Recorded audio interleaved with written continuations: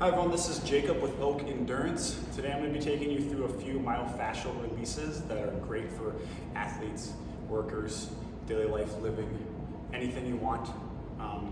Likely you have tight hips, so this will benefit you in some way, okay? There's a few different options for these exercises. Lacrosse ball, foam rollers, golf balls could work, tennis balls, spiky balls off Amazon look like massage balls. Keep in mind, the harder the ball is, or the harder the roller is, it's going to be harder on the muscles, okay? Work your way up. Start with something soft. Make sure you can actually relax the muscles as we're doing these. Don't just go to a hard lacrosse ball because you saw someone in the gym using a hard lacrosse ball, okay? The first exercise we are going to tackle today for MFR techniques is the Piriformis muscle. It's a muscle that is directly underneath your glute max. So what I want you to do is I want you to take your ball and you're going to put it underneath your butt. Whatever butt the ball is underneath, you're going to take one leg and cross and then lift up onto that ball. We want to try to find a nice tender spot and just relax the hips as much as possible. For 60 to 90 seconds would be ideal. All you need to really do here is relax.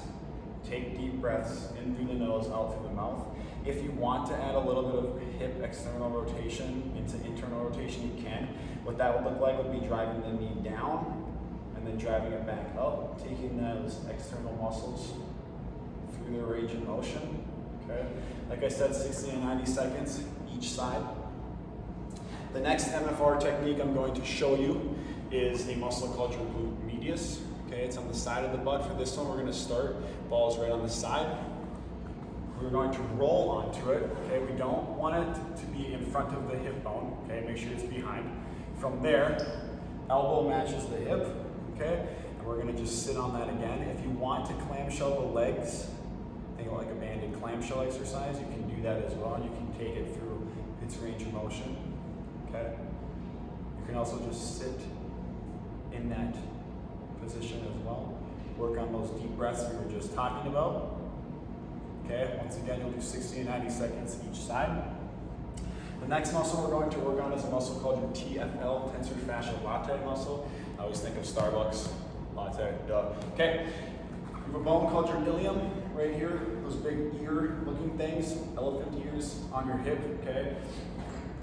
The TFL comes down and over it, and then it turns into a muscle called your IT band. If you are a runner or a biker, this is very likely tight on you. Okay, so this more than likely you need to do. It can lead to other issues, but most of the time, runners, skiers even, we have these muscles that are very tight.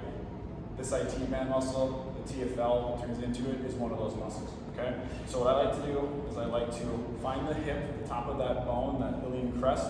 Okay. Follow the hand just directly down it, okay? Almost like where if you had a pocket in your pants, it would be right at the bottom of that pocket. The ball's gonna go right into that area.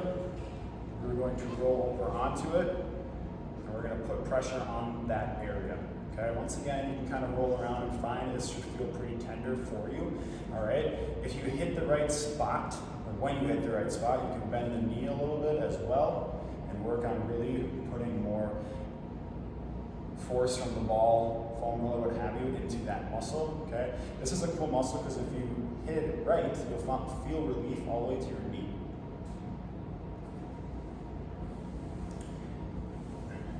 Thank you. Those are a few MFR techniques that are great for all endurance athletes.